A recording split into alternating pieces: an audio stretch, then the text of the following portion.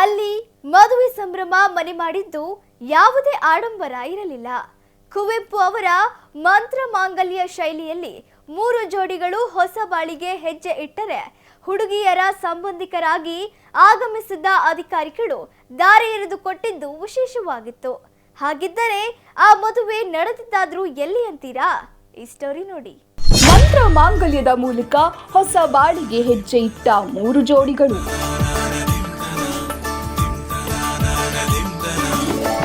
ದಾವಣಗೆರೆಯ ಮಹಿಳಾ ನಿಲಯದಲ್ಲಿ ನಡೆದ ಮದುವೆ.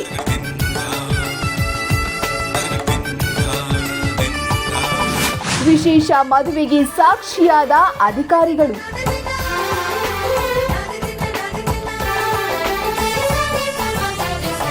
ಮಂತ್ರಮಾಂಗಲ್ಯದ ಮೂಲಕ ಹೊಸ ಜೀವನಕ್ಕೆ ಕಾಲಿಟ್ಟ ಜೋಡಿಗಳು, ನವ ಜೋಡಿಗಳಿಗೆ ಆಶೀರ್ವಾದ ಮಾಡುತ್ತಿರುವ ಅಧಿಕಾರಿಗಳು, ಅಪರೂಪದ ಕ್ಷಣಕ್ಕೆ ಸಾಕ್ಷಿಯಾದ ಅಧಿಕಾರಿಗಳು. ಈ ದೃಶ್ಯ ಕಂಡು ಬಂದಿದ್ದು ದಾವಣಗೆರೆ ಜಿಲ್ಲೆಯ ರಾಜ್ಯ ಮಹಿಳಾ ನಿಲಯದಲ್ಲಿ. ಹೌದು, ದಾವಣಗೆರೆ ಹೊರವಲಯದ ರಾಮನಗರದಲ್ಲಿರುವ ರಾಜ್ಯ ಮಹಿಳಾ ನಿಲಯದಲ್ಲಿಂದು ಮದುವೆ ಮನೆಯ ಸಂಭ್ರಮ ಮನೆ ಮಾಡಿದ್ದು ತಳಿರು ತೋರಣಗಳಿಂದ ಮಹಿಳಾ ನಿಲಯ ಕಂಗೊಳಿಸುತ್ತಿತ್ತು. ಏಕೆಂದರೆ ಮಹಿಳಾ ನಿಲಯದ 3 ಯುವತಿಯರಿಂದು ದಾಂಪತ್ಯ ಜೀವನಕ್ಕೆ ಕಾಲಿಟ್ಟಿದ್ದು ಈ ವಿಶೇಷ ಮದುವೆಗೆ ಅಧಿಕಾರಿಗಳು ಸಾಕ್ಷಿಯಾಗಿದ್ದರಲ್ಲದೆ ತಾವೇ ಮುಂದೆ ನಿಂತು ಮದುವೆ ಮಾಡಿಸಿ ಜೀವನ ಸುಖಕರವಾಗಿರಲಿ ಎಂದು ಆಶೀರ್ವದಿಸಿದರು. ವಿವಿಧ ಮಹಿಳೆಯರಿಗೆ ಸರ್ಕಾರದ ವತಿಯಿಂದ ಆಶ್ರಯವನ್ನು ಕೊಟ್ಟಿದ್ದಾರೆ. ಅದಲ್ಲದೆ ಅವರಿಗೆ ಈ ದಿವಸ ಯಾರು 3 ಜನ ಹೆಣ್ಮಕ್ಳಿಗೆ ಜಿಲ್ಲಾಡಳಿತದಿಂದ ವತಿಯಿಂದ ಹುಡುಗರನ್ನು ನೋಡಿ ಮದುವೆಯನ್ನು ಕೂಡ ಮಾಡ್ತಾ ಇದ್ದಾರೆ. ಅಂದರೆ ಅವರು ಹುಡುಗಿಯರು ಲೈಫ್ ಲಾಂಗ್ ಚೆನ್ನಾಗಿರಬೇಕು, ಖುಷಿಯಾಗಿ ಇರಬೇಕಂತ ಹೇಳಿ. ಸೊ ಎಲ್ಲ ರೀತಿಯ ಶಾಸ್ತ್ರೋಕ್ತವಾಗಿ ಎಲ್ಲರೂ ಬಂದು ಖುಷಿಯಿಂದ ಮಾಡಿದ್ದಾರೆ. ಅವ್ರಿಗೆ ಒಳ್ಳೆಯದಾಗಲಿ ಅನ್ನೋ ಒಂದು ದೃಷ್ಟಿಯಿಂದ ಇದೇ ರೀತಿಯಾಗಿ ನಮ್ಮ ನಿಲಯದಲ್ಲಿ ನಾನು ರೆಗ್ಯುಲರ್ ಆಗಿ ಇಲ್ಲಿ ವಿಸಿಟ್ ಮಾಡ್ತಾ ಇರ್ತೀನಿ. ಒಟ್ಟಾರೆಯಾಗಿ ಅವರೆಲ್ಲೇ ಇದ್ದರೂ ಖುಷಿಯಾಗಿ ಇರಬೇಕು, ಅವರೆಲ್ಲ ಸೌಲಭ್ಯಗಳನ್ನ ನೋಡ್ಕೊಳ್ಬೇಕು ಅನ್ನೋ ದೃಷ್ಟಿಯಿಂದ ಈ ಒಂದು ವ್ಯವಸ್ಥೆಯನ್ನು ಮಾಡಿಕೊಡ್ತಾರೆ. ಈ ದಿವಸ 3 ಜೋಡಿಯ ಮದುವೆ ಇದೆ. ಮಂತ್ರ ಮಾಂಗಲ್ಯ ಇದೆ. ಕುವೆಂಪುರವರ ಏನು ಒಂದು ಕಾನ್ಸೆಪ್ಟ್ ಇದೆ, ಮಂತ್ರ ಮಾಂಗಲ್ಯ. ಸೊ ಆ ಒಂದು ಕಾನ್ಸೆಪ್ಟ್ ಇಟ್ಕೊಂಡು ಮಾಡಿದ್ದಾರೆ.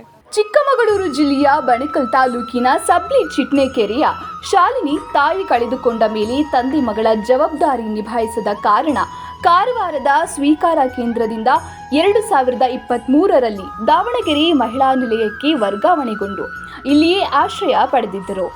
ಶಾಲಿನಿಗೆ ಶ್ರವಣ ಹಾಗೂ ವಾಗ್ದೋಷ ಇದ್ದು ಅವರನ್ನ ದಾವಣಗೆರೆ ತಾಲೂಕಿನ ಅಣಜಿ ಗ್ರಾಮದ ವಾಕ್ ಮತ್ತು ಶ್ರವಣ ದೋಷವುಳ್ಳ ನಾಗರಾಜ್ ಕೈ ಹಿಡಿದಿದ್ದಾರೆ. ನಾಗರಾಜ್ ಇಸ್ತ್ರಿ ಕೆಲಸ ಮಾಡುತ್ತಿದ್ದು ಅವರಿಗೆ ಅಡಿಕೆ ತೋಟ ಇದೆ.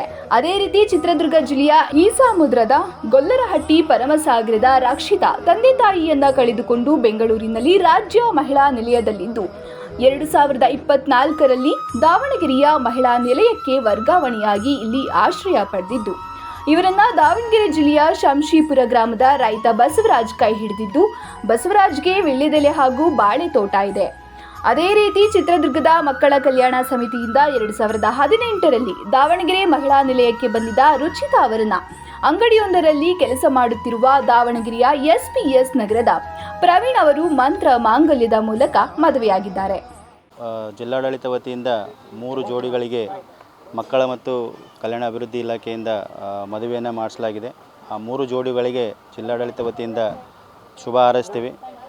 3 ಜೋಡಿಗಳೇನು ಮದುವೆ ಆಗಿದೆ, ಇದೊಂದು ಮಾದರಿಯಾಗಲಿ.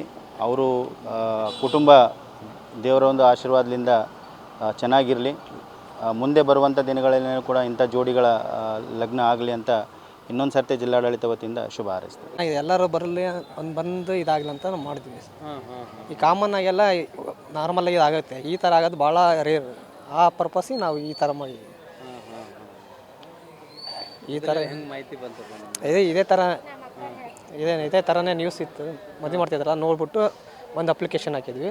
ಬಂದು ಈ ಥರ ಇದು ಮೊದಲು ಒಂದು ಅಪ್ಲಿಕೇಶನ್ ಹಾಕಿ ಬಂದು ಪ್ರೊಸೀಜರ್ ಮಾಡಿ ಇದು ಮಾಡ್ತಾರೆ.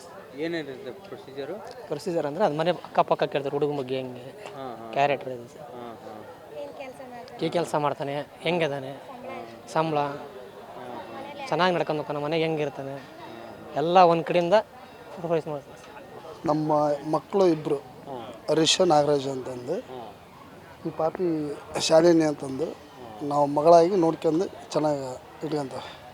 ಯಾವ ಊರು ನಿಮ್ಮದು? ನಮ್ದು ಅಣಜಿ. ಅಣಜಿಲ್ಲ? ಮೊದಲಿಂದನೇ ಇಲ್ಲ ಅವ್ರಿಗೆ? ಇಲ್ಲ ಹುಟ್ಟದೇನೂ ಇಲ್ಲ ಮಾತು. ನಮಗೆ ಪ್ರಕಾಶ್ ಸರ್ ಕಡೆಯಿಂದ ನಮಗೆಲ್ಲ ಪದವಿ ಮಾಡ್ಕೊಂಡು ಗೊತ್ತಾಯ್ತು. ಮಹಿಳಾ ನಿಲಯದಲ್ಲಿ ನಡೆದ ಮದುವೆಯಲ್ಲಿ ಜಿಲ್ಲಾಧಿಕಾರಿಯೇ ವಧುವಿನ ತಂದೆ ತಾಯಿಯ ಸ್ಥಾನದಲ್ಲಿ ನಿಂತು ಧಾರೆ ಎರೆದಿರುವುದು ವಿಶೇಷ. ಈ ವಿಶೇಷ ಮದುವೆಯಲ್ಲಿ ಎಸ್ಪಿ, ಸಿಇಒ, ಮಹಿಳಾ ಮತ್ತು ಮಕ್ಕಳ ಅಭಿವೃದ್ಧಿ ಇಲಾಖಾ ಅಧಿಕಾರಿಗಳು ಗಣ್ಯರು ಪಾಲ್ಗೊಂಡು ನವ ಜೋಡಿಗಳಿಗೆ ಶುಭ ಕೋರಿದ್ರು. ಇಲ್ಲಿಯವರೆಗೆ ಮಹಿಳಾ ನಿಲಯದ 46 ಜನರು ಮದುವೆಯಾಗಿದ್ದು, ಮಹಿಳಾ ನಿಲಯ ಮಹಿಳೆಯರ ಬದುಕಿಗೆ ದಾರಿದೀಪವಾಗಿದ್ದು, ಇಂದು ಸಹ 3 ಜೋಡಿಗಳು ಹೊಸ ಬಾಳಿಗೆ ಹೆಜ್ಜೆ ಇಟ್ಟರು.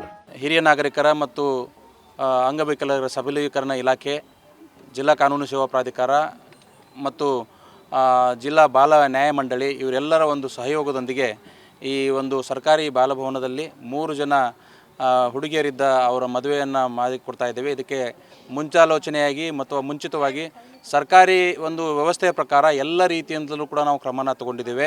ಅದಕ್ಕೆ ಆದಂಥ ಸೋಷಿಯಲ್ ಇನ್ವೆಸ್ಟಿಗೇಷನ್ ರಿಪೋರ್ಟ್ ಅಂತ ಇರುತ್ತೆ. ಆ ರಿಪೋರ್ಟನ್ನು ತಗೊಂಡು ಎಲ್ಲವನ್ನೂ ಚೆನ್ನಾಗಿದೆ, ಗಂಡನ ಮನೆಯವರು ಚೆನ್ನಾಗಿದ್ದಾರೆ, ಅಥವಾ ನಮ್ಮ ಈ ಏನು ಬಾಲಮಂದಿರದಲ್ಲಿ ಇದ್ದಂಥ ಹುಡುಗಿಯರಿಗೆ ನಾಳೆ ಜೀವನಕ್ಕೆ ಯಾವ ರೀತಿಯಾದ ಭದ್ರತೆ ಇರಬೇಕು ಅದೆಲ್ಲ ವ್ಯವಸ್ಥೆನ ನಮ್ಮ ಅಧಿಕಾರಿ ವರ್ಗದವರು ಕ್ರಮಗಳನ್ನ ತಗೊಂಡಿದ್ದಾರೆ. ನಮ್ಮ ಮಹಿಳಾ ಗೃಹದಲ್ಲಿ ಒಂದು ಖುಷಿದ ದಿನ ಅಂದರೆ 3 ಜನ ನಮ್ಮ ಹುಡುಗಿಯರದ ಮದುವೆ ಆಗ್ತಾಯಿದೆ. ಅದು ನಮ್ಮ ಜಿಲ್ಲಾಡಳಿತ ಕಡೆಯಿಂದ ನಾವು ಎಲ್ಲ ಅರೇಂಜ್ಮೆಂಟ್ ಮಾಡಿ ಅವ್ರ ಖಾತೆಯಲ್ಲಿ ಕೂಡ ಮದುವೆ ಆದ ನಂತರ ಒಂದು 50,000 FD ಕೂಡ ಮಾಡ್ತಾಯಿದ್ವಿ. ಅದು ಯಾಕಂದರೆ ಇದು ಎಲ್ಲ ಅವರು ಇಲ್ಲೇ ಎಷ್ಟು ದಿನದಿಂದ ಇಲ್ಲೇ ಇದ್ದಾರೆ.